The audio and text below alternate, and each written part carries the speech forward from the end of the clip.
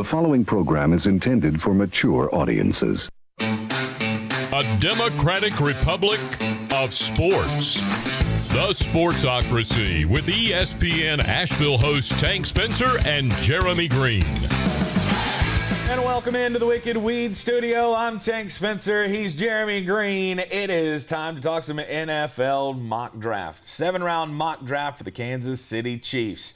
And don't forget, we are going to be live for all 3 days of the draft right here in the Wicked Weed Studio. So be sure to hit that subscribe button. You'll know every time that we are on live. You know, should there be any connection issues or things, we understand. Hit that subscribe button. Get all the draft prep. We got the 7-round mock drafts for each and every team as well. Share it out with your friends because their team will be covered too. Now, the Kansas City Chiefs, what do you give a team that has, well, I guess they have just about everything. This team could really use some linebacking help in this draft. But what they've done this offseason is fantastic. They're on the path to being in the Super Bowl again.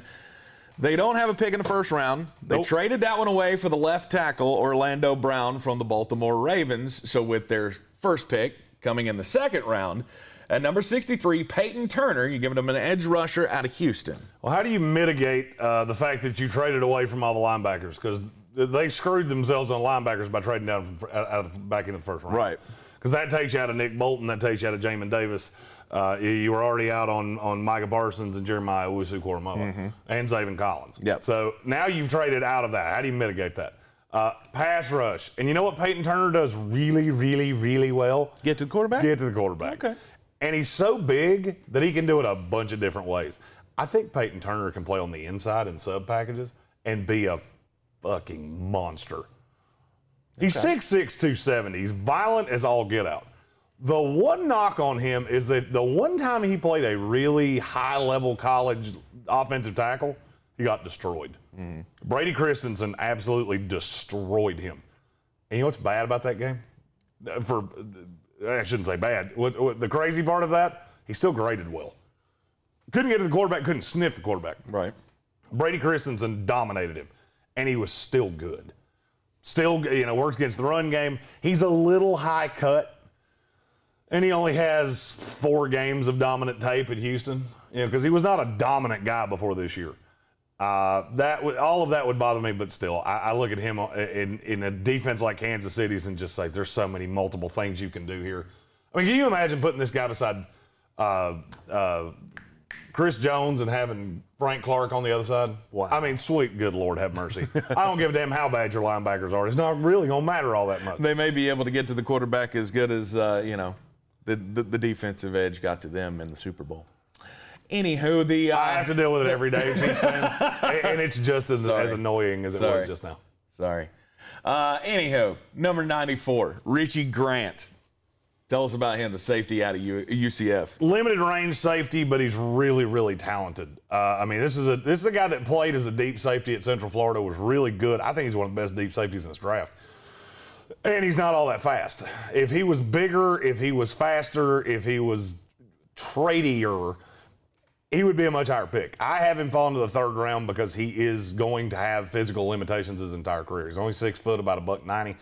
The frame doesn't really look like he's going to be able to add a ton of weight, but he's a good tackler, stout in the stout build, can play at a high level on the high side. I think he's going to have some limitations. I don't think he can be a single high safety in this league, but I do think he can be a half the split field safety type of guy. I think we need to call Webster's dictionary. Tradier needs to be in the lexicon of future draft coverage. Tradier. Let's mark that one down for Other next than year. age and height, weight, speed, there's no issues. The game is fantastic. All right, I'm in.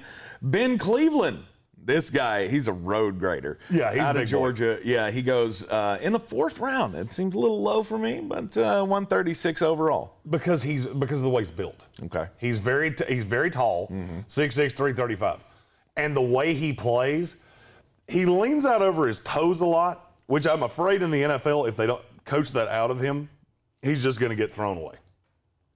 Yeah, you can run over 210-pound linebackers in the SEC. You know who you're not going to do that to? Defensive ends in the NFL. And I think he could have a problem with that. I mean, this is a big, powerful bully of a road grading lineman. But I think he's going to have to be in the right scheme. And I think Kansas City can be that. A lot of people say, well, they don't need a guard. They've got Devontae Tarniff coming back and Joe Tooney and all that. I get that. You know what they don't have? Depth. Just remember the Super Bowl? Yep. You remember that time that you had 9 backup linemen? Well, I mean, you should also consider Kyle Long. I mean, we really don't know. No, and we that's, really and don't know how long he's going to me. last. Well, there's a thought to that with me, and there's also a thought that Kyle Long may end up playing tackle. Okay. I would not have thought that, but I've heard it a bunch of times, and it's a little weird to me. But, one thing that Andy Reid really likes is guys that can be multiple. I think Ben Cleveland with the body frame, he can be damn near anything you make him to be. You're just going to have to rebuild some of the technique. All right, let's talk about Paulson Adebo at number 144 overall. Second pick in the 4th round for the Kansas City Chiefs, a cornerback out of Stanford. I think if he'd gone to any other college, he'd be a day 2 pick. He went to a scheme that did not fit him at all.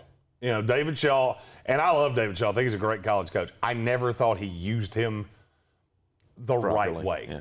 I think this is a guy in a zone-heavy scheme that can be a number 2 corner in this league for a long, long time. No height, weight, speed problems with him.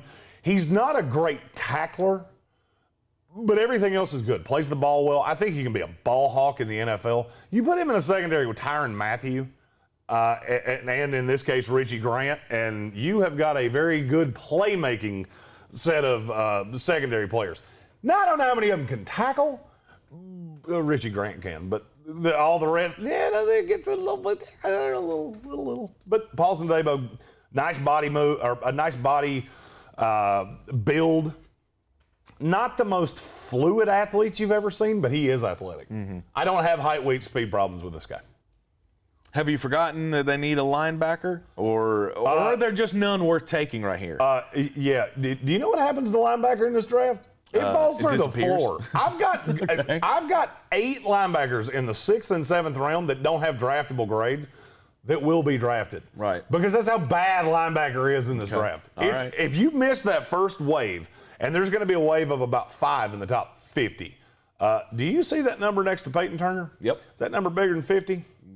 Yeah. Sorry. I mean, it's not my fault. I'm just not going to give you a 6th round player in the 3rd round. All right. It doesn't make any sense. All right. Cleveland. I looked at Ben Cleveland. Kansas City's never done that. I don't think they're going to do it here. There are linebackers still out there that they can add. They've never put a premium on this. So why should I think they're going to do it now? Okay.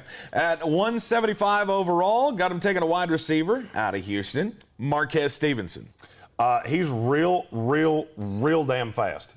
That's the perk. That's what Kansas City does. Yeah, there's the pro. Not a great route runner. 6 foot, $190. I don't hate the body frame. He's got to learn how to play receiver. He played in a funky, gimmicky ass Houston offense. You know who else? You know who else did that? Tyreek Hill did that. He played in a funky, gimmicky ass offense. Was not a great route runner, and Kansas City figured it out. I think Marquez Stevenson, this is a guy that I had in day 2 originally. He's fallen a little bit. I've heard some maybe character problems, maybe, I don't know. I haven't talked to him myself, but something about him is making him fall. He would be a hell of a value, though, in the 5th round, and I think he would fit Kansas City's offense tremendously. Steaks, barbecue, and fast receivers. That's what Kansas City does. At 181 overall, Alleric Johnson, a tackle out of Iowa. He a big boy. The biggest problem I have with Alleric Johnson is he probably played at the best place you can go to be an offensive lineman in all of college football. Got elite level coaching from a former NFL offensive line coach in Kirk Ferentz, and he's still inconsistent as shit. The good's great. The bad is mind-numbingly irritating. His hands are bad. I can't fit. There's times that I feel like he goes full Ricky Bobby and he just don't know what to do. I don't know what to do with my hands. I mean, there's times I watched I can't remember who they were playing. I want to say it was in the Northwestern game. It's either Northwestern or Penn State. It was one of the games he graded really poorly in. He kept putting one hand up high and one hand down low. And he couldn't figure out why every time he did that, he was just getting toroed out of the play. Wow. Because you're off balance. Because you're moving your center of gravity here, it's getting way higher, and you're just getting thrown around. Now, with that being said, if you take away the fact he has short arms, He did start at left tackle for 4 years for Kirk Ferentz. So there's obviously talent. Because think about, this guy started at left tackle over Tristan Wirfs. What? That's Think impressive. about what I just said. Right.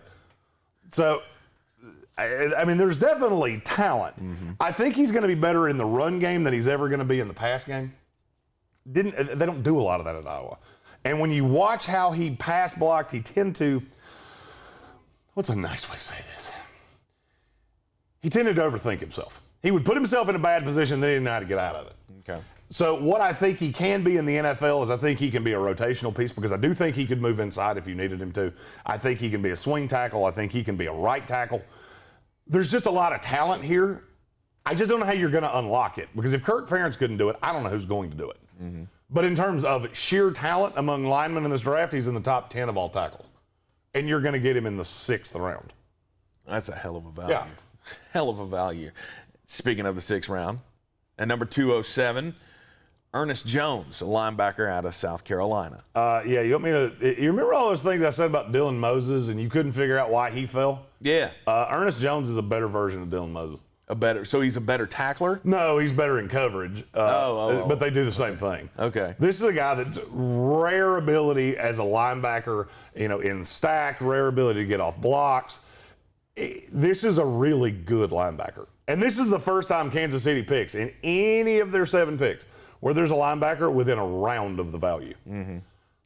The low end for Ernest Jones is probably as a special teams player. I think he will always be able to do that. I don't know that he can come in and start and contribute. I can tell you this, he's going to be very good against the run. He's going to be able to get after quarterbacks from an off-ball linebacker position, and there's just not a lot of guys in this draft that can do that. Yeah. Well, hate it for you, Kansas City. Better luck next time getting a linebacker. Well, I mean, and there's still linebackers out there. There are 2 positions in this draft that are just god-awful. Linebackers 1, defensive tackles the other. This is a historically bad defensive tackle draft. I have it graded as a historically bad linebacker draft because I'm not sold on Jamin Davis. I do like Zaven Collins, but I actually think he's an outside linebacker in a 3-4 as opposed to an inside in a 4-3 or a Will or a Sam in a 4-3. And there's just a bunch of dudes. They all have a great big raging flaw. And you know what I don't like about Kansas City's linebackers currently? They all have a great big raging flaw. Right. But I do look at a guy like Ernest Jones and say this is a guy that could potentially become a starter. Okay. His ability to produce as a pass cover guy in zone is ugly. When you're a team Looks like he's running 1 speed and everybody else is on fast forward like 2.5 times. Right. They come up with a good group of guys here. I really do believe Kansas City. When you're a team like that, though, I mean, it's not like you have to hit a home run in the draft. You're just building for the future. Building for the future. And it's a pretty good haul you put together here. Kansas City Chiefs, all their picks will be heard and reacted to live right here in the Wicked Weeds studio Thursday night. Our coverage of the NFL draft will start at 7 o'clock. We'll be live with you every hour of the draft all 3 days. Hit that subscribe button for all your draft prep needs. I'm Tank Spencer. He's Jeremy Greene. We'll see you next time.